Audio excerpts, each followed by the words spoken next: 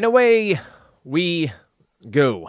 Day number 2 of the Major League Baseball season. Dan Strafford with you here on The Dish, dishing today about 5 games in Major League Baseball. Appreciate anyone who tuned in yesterday. Good to be back 2 days in a row. Freshly shorn up here on my dome. Losing the hair anyway, so might as well go short, go big, or go home, as I often say. I guess go short or go home at this point. But nonetheless, a craptastic day yesterday for me. I went in on the Brewers, and the Wrigley Field weather did not come to pass.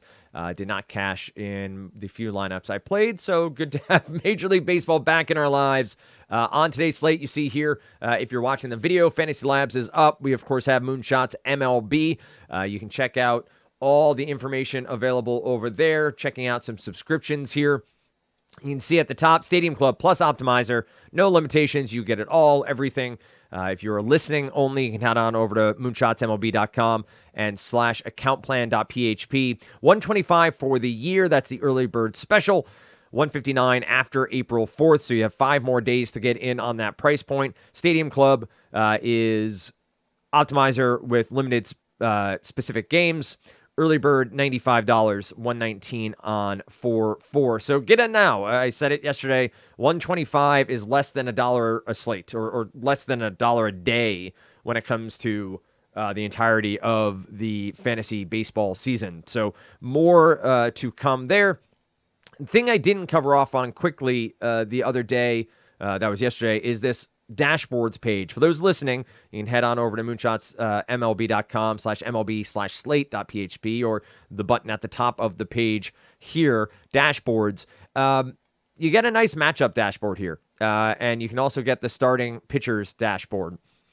And all of this is similar information that is displayed in different ways, but you can really drill down the same. I do still use Fangraphs, but the same information you're getting from StatCast, you're getting largely at Fangraphs, you can get over here on Moonshots MLB. I've said before, I'm a subscriber still to Fangraphs. Love it. Will continue to use it.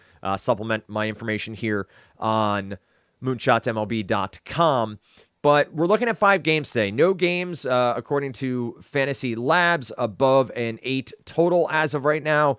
We did have Colorado and San Diego open at 9, according to Fantasy Labs, dropped to 1.5. I haven't seen why as of yet. We've lost 0.75 runs on Colorado, and San Diego dropping 0.75 as well. So losing 1.5 runs in that contest.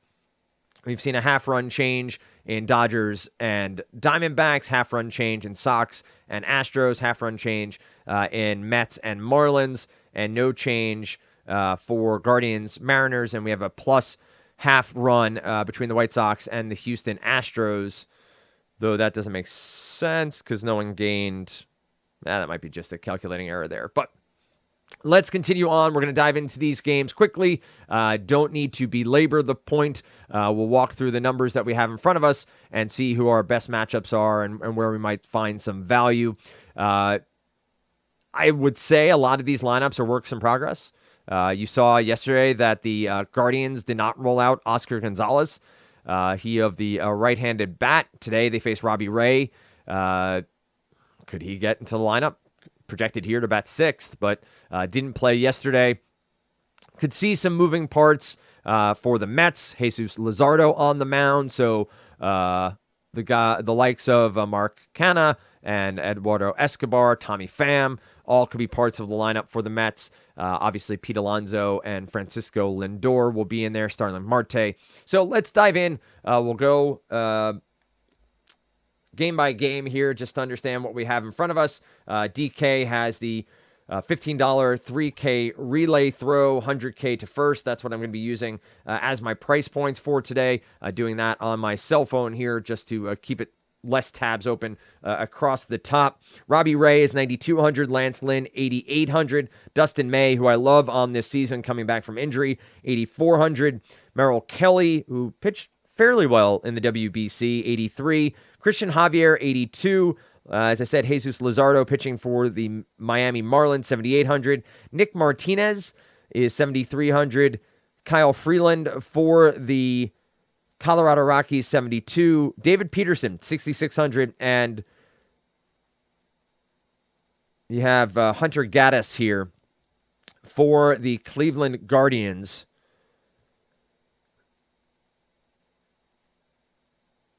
Just reading the note here, I knew Gaddis as a relief pitcher, but with Tristan McKenzie being out 8 weeks, you have Gaddis sliding from the long relief role into the rotation. Has good strikeout numbers in the minors, but has struggled to keep the ball in the yard. So we'll keep an eye on that matchup as potential upside. But the Mariners don't have a ton of lefty bats, which is where Gaddis has struggled in the past.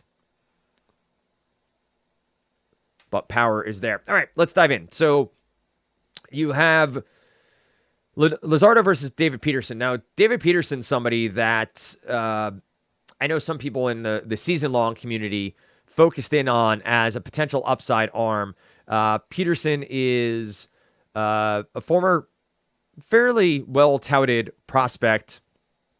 And looking at his Fangraphs page here, first-round pick, 20th overall for the Mets back in 2017.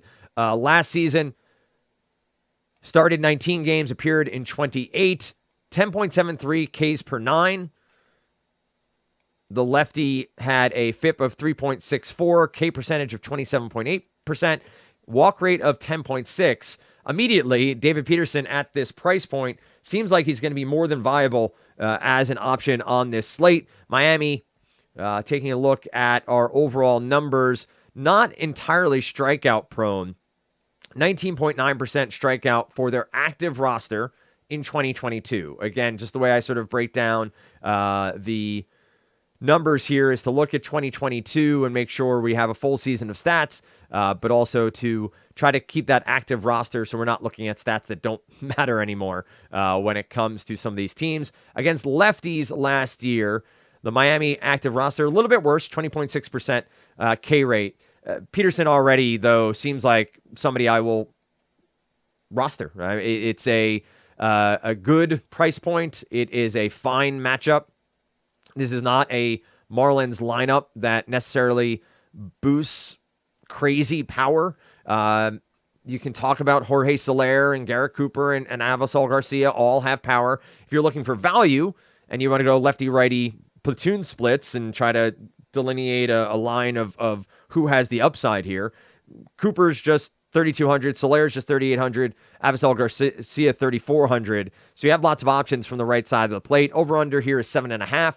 They're not looking for a ton of offense in this matchup, but Peterson stands out to me pretty strongly here. Looking back as well, the New York Mets last year, active roster against lefties, right there with the Marlins, 19.5% against lefties. Clearly, this is a power-laden team for the Mets. Only a 159 ISO against lefties last year, but when you do piece together a lineup that boasts Starling Marte, Francisco Lindor, Pete Alonso, Mark Canha, Tommy Pham, there are enough righties there that can catch one from Luzardo to really give the Mets offense a boost. Checking in on Luzardo's numbers here, former Oakland A, part of a trade back in 2021. Last year through age 24, had 18 starts, 100 innings, 10.76 Ks per 9. He was another highly touted prospect. Let's see, he was drafted in the 3rd round, pick 17 by the Nationals, then made his way over to the Oakland Athletics. Taking a look at numbers here, a FIP of 3.12. Luzardo's good. We're on day 2, so we're going to have some good pitchers on the bump, as it were. Fine matchup. I think, again, you have power upside with the Mets bats. They're expensive, though, so you're going to be finding some potential roadblocks in trying to roster them. But David Peterson at 6,600 gives you plenty of wiggle room when it comes to offensive sets. White Sox and Astros. This is Christian Javier versus Lance Lynn. Lance Lynn is a bulldog of a pitcher, but is also somebody that has seen injuries over the past couple of years. I think he's 36 years old now. Is that correct?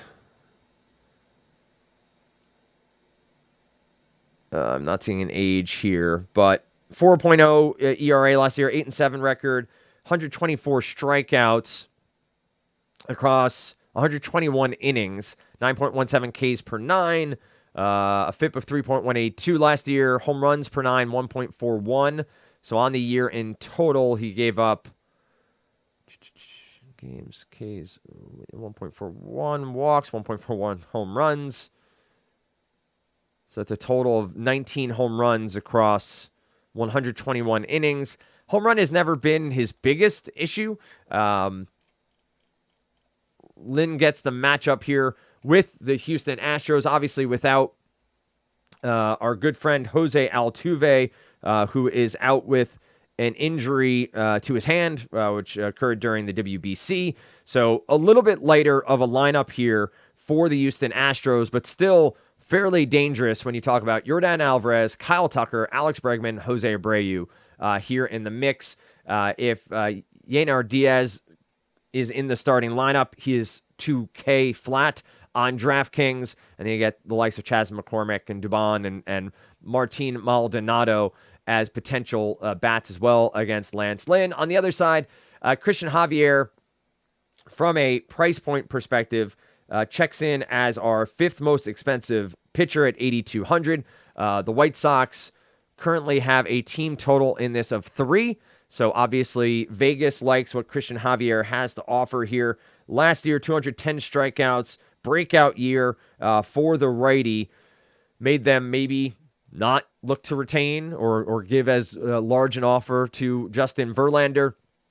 But Christian Javier clearly has the ability to put up gigantic numbers. You look here on Fangraphs, 11.74 Ks per 9. If we go into advanced stats, I do always like to look at K minus walk ratio.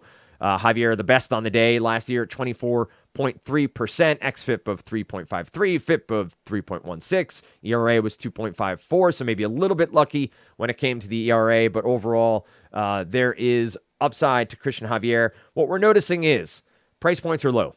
You know, we have Robbie Ray as our most expensive pitcher at $9,200. I really think between Dustin May, Christian Javier, and David Peterson, we have more than enough flexibility to build whatever offensive lineup we want. So let's continue on. I don't know if there are any real bats here from my perspective that I would want. If we look at Christian Javier's numbers across his career, splits against lefties in 2022, slightly elevated numbers.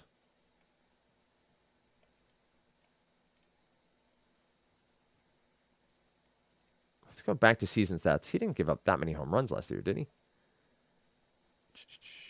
No, he gave up 17 home runs. So looking at the splits there is career splits. All right. No, 2022. Oh, there it is, 17. Okay, I don't know what I clicked on there. But anyway, these are vastly different numbers than were just up on my screen. I'm going to have to watch the recording back and figure out what the heck I did. But splits here, 267 WOBA against lefties, 232 against righties. Handedness, K percentage, 28% against lefties, 39.5% strikeout rate against right-handed batters. And so Christian Javier gets a matchup here with a White Sox lineup that boasts Tim Anderson, Luis Robert, Eloy Jimenez, Andrew Vaughn, Yasmani Grandal most likely, and Elvis Andrus. Do with that what you will, but it seems like a potential upside here for Javier spot. We have Rockies at Padres, Nick Martinez versus Kyle Freeland. This matchup has a over-under of 7.5. Kyle Freeland would definitely be targetable here by your power bats from the San Diego Padres. On the year last year, just a 10.2% K-minus walk ratio for the lefty. He is an old-school left-hander. He is not a power pitcher. He reminds me a lot of Jimmy Key, who I watched growing up. Has to be on from a location perspective. Has to be on from a cadence and pitch mix perspective. He Gave up 0.98 home runs per nine, kept the ball in the park pretty well. But taking a deeper dive into his numbers and his splits from 2022 against righties, 331 WOBA, 398. Am I looking at the right page again? These are crazy numbers in 2022. Let's take a look at his overall numbers. 4.53 ERA, went 9-11, great. Strikeouts, not really there. xFIP of 4.48. Home run per fly ball down to 9.5%. So let's look at the splits again here. A WOBA of 398 against lefties, 331 against righties. Home run per nine against lefties was 1.77.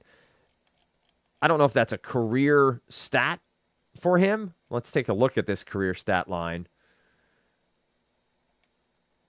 No, spot on. So it looks like a little bit of an outlier when it came to lefties last year.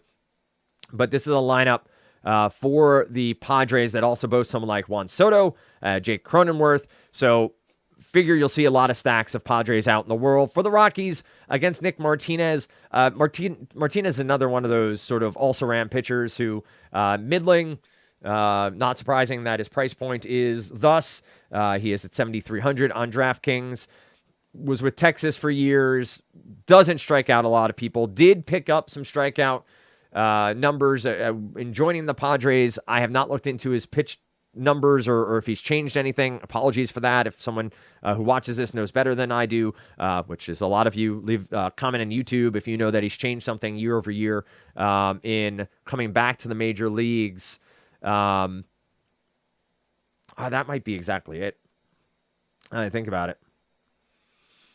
Let's see if I can find.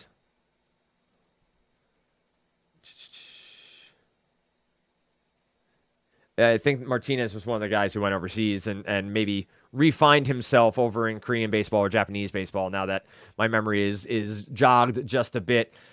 I still don't like this matchup. I'm not going to have either of these pitchers in my lineups. Martinez has enough power to face here that I could see this being a game that scores a little bit more than they're showing when it comes to 7.5 as the over-under. The over at minus 115, under at minus 105. San Diego favored at minus 195 on the money line. Is that our highest money line total of the day? 190 for the Dodgers, 165 for Seattle. So, yep, San Diego is our biggest favorite on the day. So you could be chasing some win total for Nick Martinez, but strikeouts are down. And I think you have better options with Christian Javier, David Peterson, and Dustin May. We'll get to May next against the Diamondbacks. Let's close out some of these windows as we go through. The Diamondbacks on the year. We'll go back to our live look-in here on full season stats from 2022 for teams. K percentage sort. And let's see, the Arizona Diamondbacks check in at 21 overall, 20.3% against righties on the season last year. The Arizona Diamondbacks, probably right around the same point would be my guess. 20.2%. Not surprising. An ISO of 152. Dustin May coming back from injury. So May was to be one of the Dodgers' major pieces in 2021 before getting injured. Came back 2022, end of season. The strikeout stuff is clearly there. The fastball velocity is there. We know the Dodgers can get him to where we think he should be. So this is another spot where just the price point of 8,400 makes a lot of sense to me. I don't think there's a lot to fear with this Dodgers lineup. Corbin Carroll's great at the top. If you want to target someone who's cheap and has tons of upside, Carroll's fine. Corbin Carroll, though, strikes out. And so between Carroll and someone like Evan Longoria at this stage of his career, I think there is definite upside for strikeouts for Dustin May. We'll look at a little bit at Whiffers Row momentarily.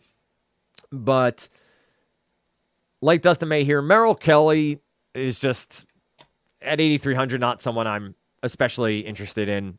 You can get right up to Dustin May, who I think has a ton more upside. As I said, Merrill Kelly pitched fairly well in the WBC in the championship game. He survived, I think, is the best way I would describe it.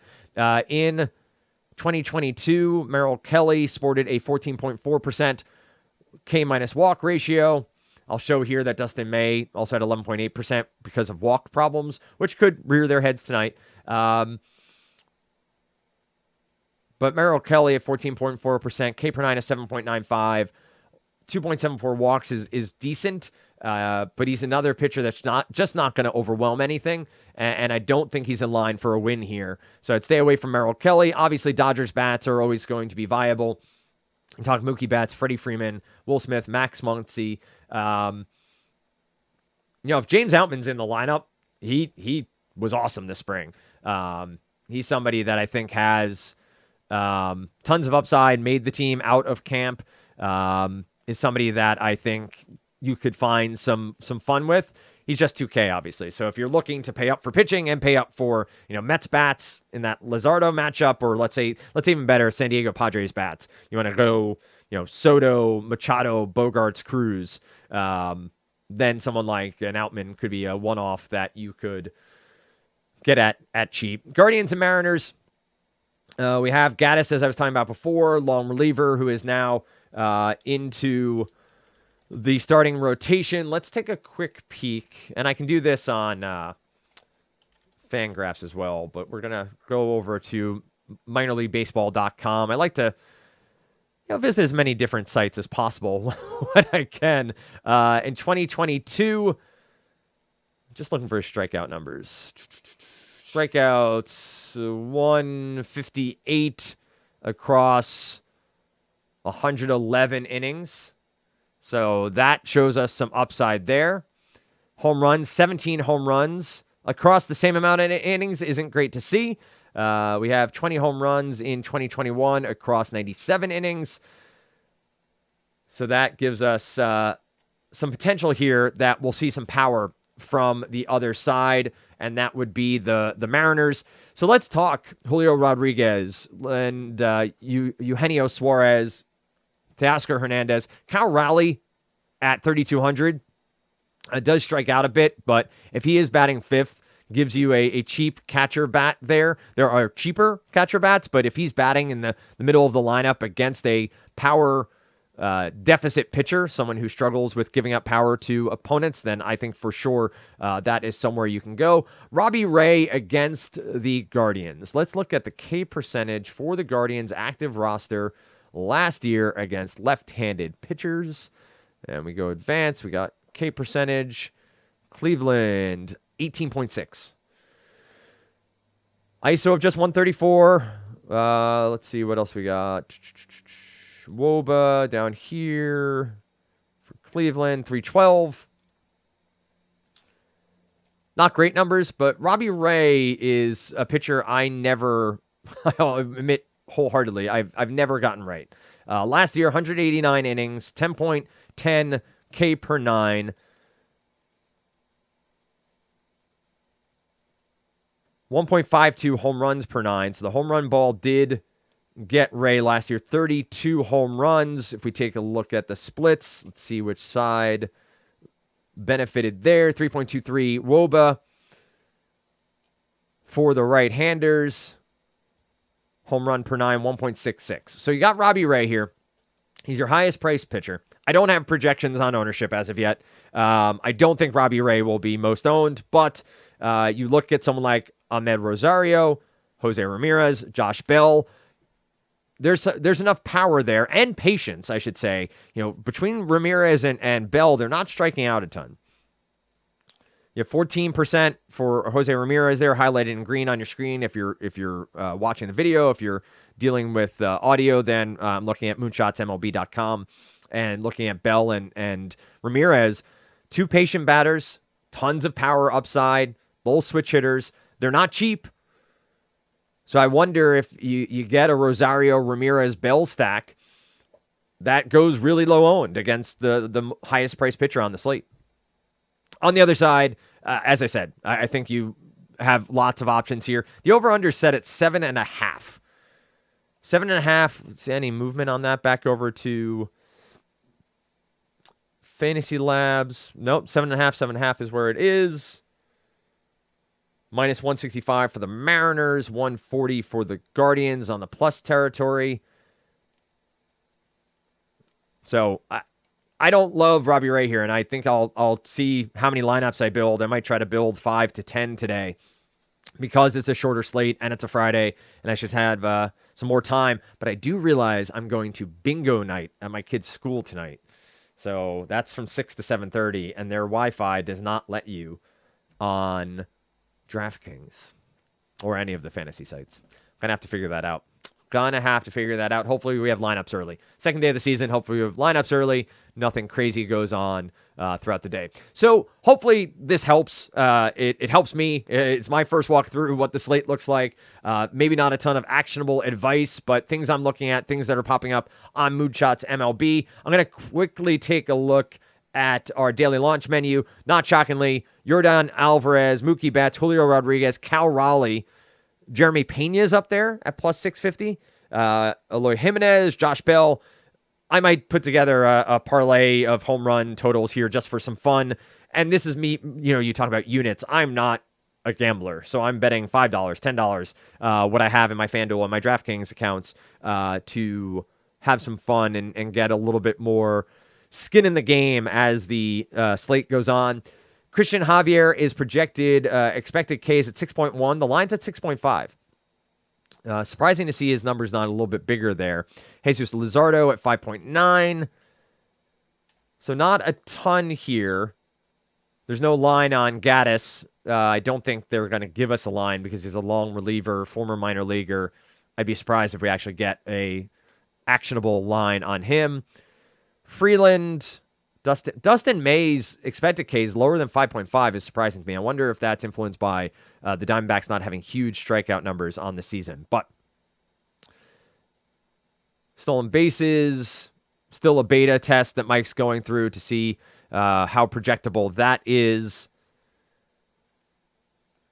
And then we have our stacks here. So the first run of the projections is based off of, obviously, projected lineups, weather that can still change as we get closer. But the projections run as the lineups come into the platform for Moonshots MLB. Astros, the top stack, Dodgers, Mariners, Padres. Again, I'm showing you this today. You should come over and become a member. There is an optimizer. As we go on in the season, I am most likely not going to record the screen in this manner and give you all of the numbers that are in front of you, not giving you all the projections, obviously, as well. So that's going to do it. Hopefully this is a decent walkthrough for you. I'm going to be playing David Peterson a lot. I'm going to be playing Christian Javier a lot. And I'll probably get to some Cleveland Guardians, depending on what their ownership projects out to be. Hope everyone enjoyed. Hope everyone's enjoying the start to the Major League Baseball season. Appreciate each and every one of you who listen, who watch, and share it on social media. You can find me, as always, at Dan Strafford.